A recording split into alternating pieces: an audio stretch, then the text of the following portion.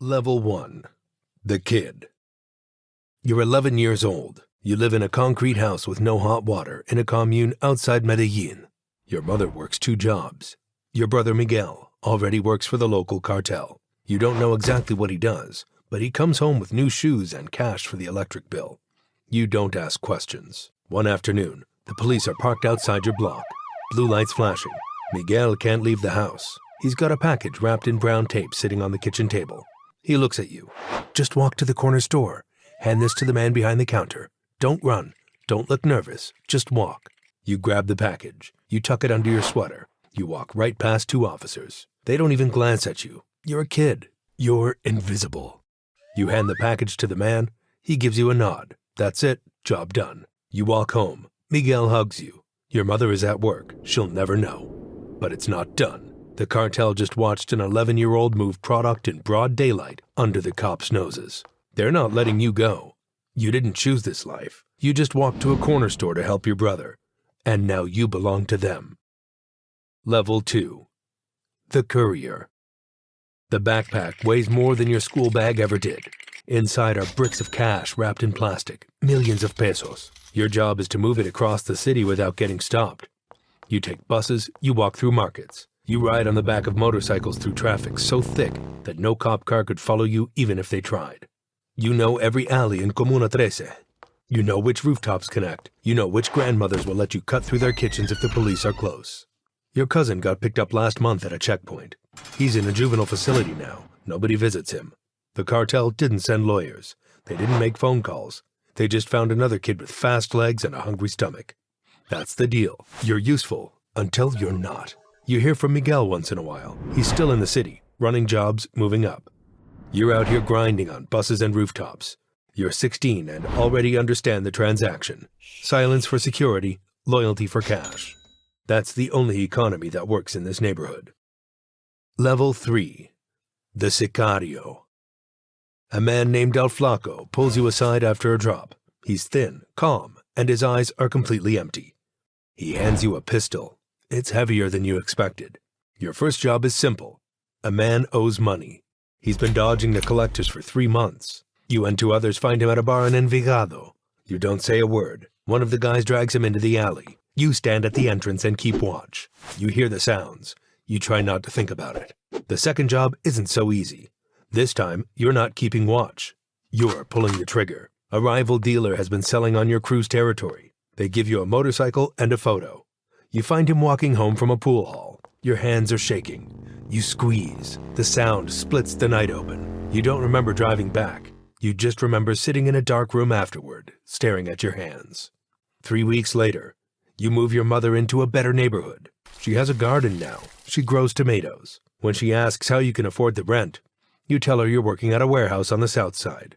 She holds your face in her hands and searches your eyes like she's looking for the little boy who used to do homework at the kitchen table. Whatever she sees, she lets go. She doesn't ask again. Miguel is working the same area now. He's been in the game longer, but you're catching up fast. He sees it in your eyes. You're hungry. He tells you to be careful. You tell him you're fine, but you're both lying. He looks at you one night and doesn't say he's proud, doesn't say he's scared. He just looks at you the way people look at a fire that got too big to put out. Level 4. The Cell Leader. El Flaco gets arrested in a DEA sting. The crew needs a new head. The regional boss picks you. Not because you're the smartest, because you're the one who kept his mouth shut, never got picked up, and always delivered the envelope on time. 12 men answer to you now. Sicarios, couriers, lookouts. The cartel supplies product every 2 weeks. White, mostly. Sometimes brown. You break it down. You distribute it to street-level dealers across 3 neighborhoods. You collect cash, keep 10%, and send the rest up the chain. One of your sicarios kills a civilian during a hit. A woman walking her dog. The scene is all over the news by morning. Now the police are under pressure to make arrests. You pay off a detective, destroy the motorcycle, and move the sicario to a different city. All of this has to happen in 48 hours. You don't sleep. You hold meetings in a butcher's freezer at 2 a.m., then an abandoned apartment at dawn, then the back room of an auto shop by lunch. Never the same spot twice. Burner phones get tossed every 2 days. The pressure from above never lets up.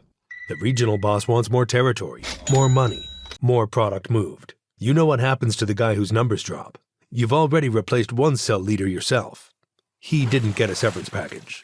You're 24 years old.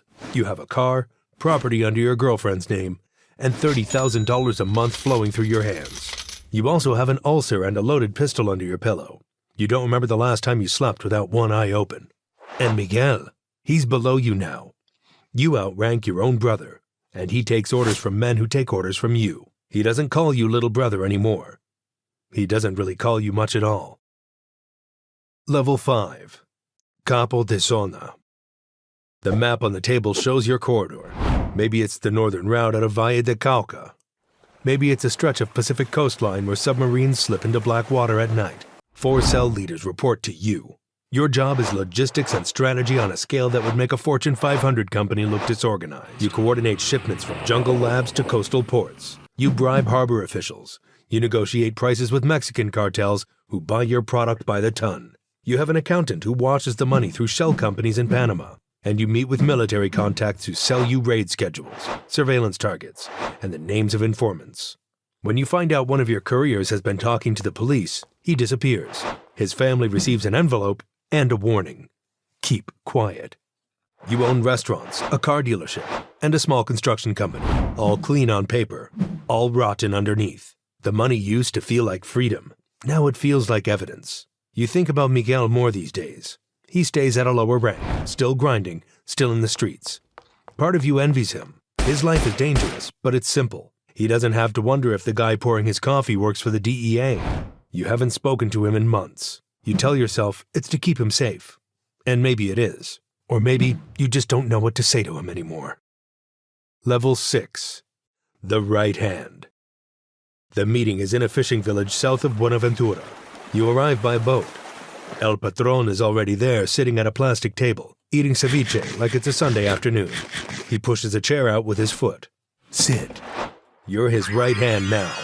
You sit in rooms where the future of the organization gets decided over plates of food and bottles of aguardiente.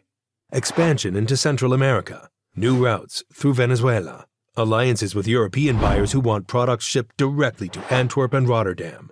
You manage the other regional bosses. You settle disputes. When 2 corridors overlap and blood starts spilling, you step in and decide who keeps what. Your word carries the weight of the boss himself. You travel constantly. Safe houses in Cali, Bogota, Cartagena. 3 encrypted phones. You speak in code. You never sleep in the same bed 2 nights in a row. The Colombian National Police have a unit dedicated to your organization. The DEAs have agents in Bogota working your case. You sweep every room for bugs. You change routes daily. $500,000 a month flows into accounts you can't touch, buried under so many layers of laundering that even your accountant needs accountants. You could buy anything. You can't enjoy anything. Last week you sat in an armored SUV for 3 hours outside a restaurant because your security team thought a waiter looked suspicious. You ate cold arepas in the back seat, the most powerful meal of your life, and it tasted like nothing. Your phone rings one night. It's your mother's number. You almost don't answer. When you do, there's just silence on the other end. Then breathing. Then she hangs up. You stare at the phone for a long time. She knows. She's known for years. That call wasn't a question. It was a goodbye to the son she used to have. Level 7. El Patron. You built this empire from the bones of the old cartels. Medellin fell. Cali fell. The Norte de Valle boys killed each other. But you learned from their mistakes. No golden palaces. No pet hippos. No interviews with journalists. You're a ghost. Your organization moves 400 tons of product a year. Operations in 12 countries. A net worth somewhere north of $5 billion. You communicate through handwritten notes delivered by messengers who memorize the words and burn the paper. You meet your lieutenants in rotating locations, farms in the countryside, cargo ships off the coast, once in the back of a moving ambulance. You negotiate with governments, not cops, governments. You fund political campaigns. You own judges. You have generals on retainer. When a new president promises a crackdown, you send a message. Sometimes that message is a suitcase full of cash, and sometimes it's a coffin. Your mother died last year. You couldn't go to the funeral. Snipers might have been waiting. Someone recorded it on their phone. You watched them lower her into the ground on a cracked screen in a concrete room 200 miles away. You couldn't even hear what was said. You just watched the dirt fall on the casket and sat there in silence. You built an empire, and the empire ate you alive. You'd trade every cent for one night of real sleep. You haven't had that in years. The Americans want you extradited. They've frozen accounts in Miami and Zurich. Your face is on wanted posters in 30 countries. You've had plastic surgery twice. Your own children haven't seen your real face in years.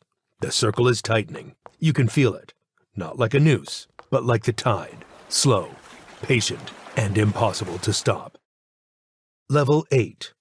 The Fall. They find you on a Tuesday. Maybe it was a satellite. Maybe it was a traitor. Maybe it was the phone call you made to your daughter on her birthday because you just needed to hear her voice for 40 seconds. That's all it took, 40 seconds. The raid comes at dawn. Black Hawks over the tree line. Soldiers pouring through the gates. You don't run. There's nowhere left to go. They put you in handcuffs. They fly you to Bogota. Then they fly you to Virginia.